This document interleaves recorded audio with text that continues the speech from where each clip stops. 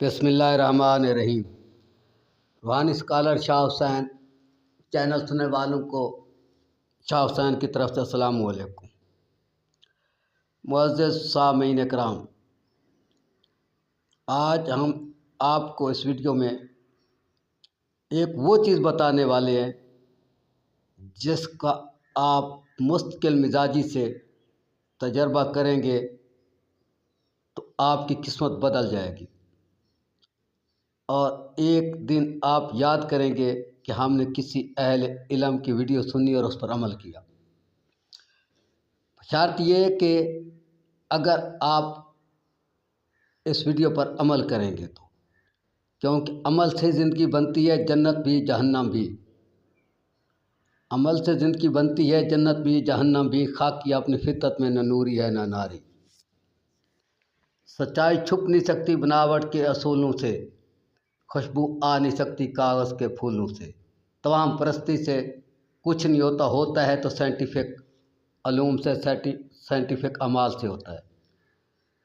تو اس ویڈیو کو آگے سننے سے پہلے ہمارے چینل کو سبسکرائب کر لیں، ویڈیو کو لائک اور شیئر ضرور کیا کریں، اور کمنٹ میں اپنی رائے سے آگاہ کیا کریں۔ تو اس ویڈیو میں ہم آپ کو یہ بتائیں گے کہ خوشبودار پودے کے کیا اثرات ہوتے ہیں، کیا فائدے ہوتے ہیں، کیا نقصانات ہوتے ہیں۔ خوشبودار پودوں کے کیا فائدے ہوتے ہیں، کیا اثرات ہوتے ہیں۔ ہم ویڈیو کو بہت تسلی سے دیتے ہیں، جو تسلی سے سن کر عمل کرے گا تو ضرور فائدہ ہوگا۔ تو معزز سامعین، بات اس طرح ہے، ہر چیز کی تجربہ جھوٹ اور سچ کی کسوٹی ہے۔ مین چیز تجربہ ہے۔ تجربے کی زحمت جو نہیں کر سکتا وہ کچھ بھی دنیا میں نہیں کر سکتا۔ تو آج سن لیں کہ خوشبو کیا ہے، خوشبودار پودے کیا ہیں، ان کے فوائد کیا ہیں۔ پہلی چیز، حضرت محمد مصطفیٰ صلی اللہ علیہ وآلہ وسلم ہمیشہ بریک الائچی کھانے والے اکثر منہ میں رکھا کرتے تھے، صرف خوشبو کے لیے۔ اور کوئی بھی آپ رسول اللہ صلی اللہ علیہ وآلہ وسلم کو خوشبو پیش کرتا تو آپ اس کو قبول فرمایا کرتے تھے۔ اور آپ نے یہ بھی فرمایا کہ آپ کو اگر اچھی خوشبو پیش کرتا ہے تو اس کو رد نہیں کرو، یعنی اس کو نہیں ہٹاؤ، اس کو قبول کرو۔ موجودہ سائنس کے مطابق آپ لاکھوں ہزاروں روپے خرچ کرتے دل اور دماغ کی طاقت کے لیے، وہ طاقت مشکل پکڑتے ہیں۔ موجودہ دور کے حاضر موقع کے سائنسدانوں کی تحقیقات کے مطابق خوشبو جو ہے یہ دل اور دماغ کو طاقت دیتی ہے، دل اور دماغ کو طاقت دیتی ہے، جو کہ انسانی سسٹم میں سب سے زیادہ اہم ہے۔ آگے آپ کو بتائیں، خواہ وہ گھر ہے، خواہ انسان ہے، خواہ علاقہ ہے، خواہ ملک ہے، جس میں خوشبودار پودے پہلے کی نسبت زیادہ پیدا ہو رہے ہیں۔ یہاں خوشبو سے مطلب ہر وہ چیز ہے جس کو کی خوشبو کو انسان پسند کرتا ہے، خواہ وہ پرفیوم ہے، خواہ وہ عطر ہے، خواہ وہ پودا ہے، خواہ وہ نباتات ہے، خواہ جمادات ہے، خواہ حیوانات ہے، خواہ کوئی چیز ہے جس کی خوشبو انسان پسند کرتے ہیں، وہ خوشبودار میں شامل ہے۔ خصوصاً خوشبودار پودوں کے متعلق اس وقت ہم ذکر کر رہے ہیں۔ تو جس جگہ خوشبودار پودے خود رو جو پودے پیدا ہوتے ہیں جنگلوں میں، روڈوں پر، نہروں پر یا گھروں کے ارد گرد، وہاں خوشبودار پودے زیادہ ہو رہے ہیں، بڑھ رہے ہیں، تو اس گھر کو، اس انسان کو، اس ملک کو، اس علاقے کو کوئی پیچھے نہیں لے جا سکتا۔ سمجھ آ رہی بات کی؟ کوئی دنیا کی طاقت ان کو پیچھے نہیں لے جا سکتی۔ خوشبو وہ چیز ہے، ایسے نہیں ہے، یہ سنت رسول صلی اللہ علیہ وآلہ وسلم۔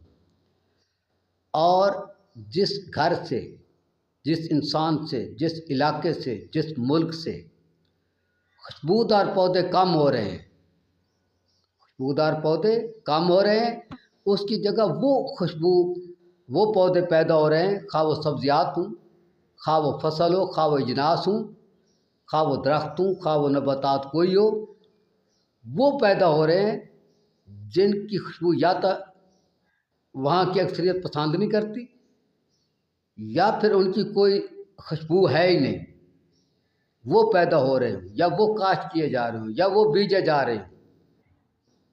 تو اس شخص کو، اس گھر کو، اس علاقے کو، اس ملک کو دشمن کی चालों से, दुश्मन की तबाह बर्बादी से, ज्वाल से कोई दुनिया की ताकत बचा नहीं सकती। समझ आ रही बात की? तो ये खुशबूदार पौधों की बात करें। हाँ, मैं आपको ये यहाँ वाज़ह कर दूँ, अभी इस दौर में बहुत सारे नाम नहाद हर तरह, जैसे जेली आ गई है, खुशबूदार पौधे भी जेली हम कहेंगे आ गए हैं, जिनको फार्मी गुलाब कहते हैं, फार्मी चमेली है, बहुत सारे यानी फार्मी बीज आ गए हैं। मुख्तसर पौधा गुलाब का है, खुशबू नहीं आती। गुलाब का बाग खड़ा है, खुशबू नहीं आती, तो वो खुशबूदार में शामिल नहीं होगा, वो खुशबूदार में शामिल नहीं है, वो खुशबूदार पौधों में। इसी तरीके चमेली का गुलाब है, खुशबू नहीं आती, खुशबूदार पौधों में वो शामिल नहीं है। मैं यहाँ आपको ये वजाहत कर रहा हूँ कि हमारे बहुत सारे अल्हम्दुलिल्लाह सही समझदार लोग वो किरदार की बजाय तस्वीर पर मर जाते हैं। यानी उधर गुलाब के पौधे देखे तो कहा कि ये तो इतने गुलाब के पौधे हैं, या तो बाग है गुलाब का, पता ये नहीं कि एक पौधे के एक फूल के बराबर भी नहीं है। खुशबूदार से मतलब सिर्फ वो पौधे हैं, वो चीज़ें हैं जिनकी खुशबू दूसरे इंसान को महसूस होती है।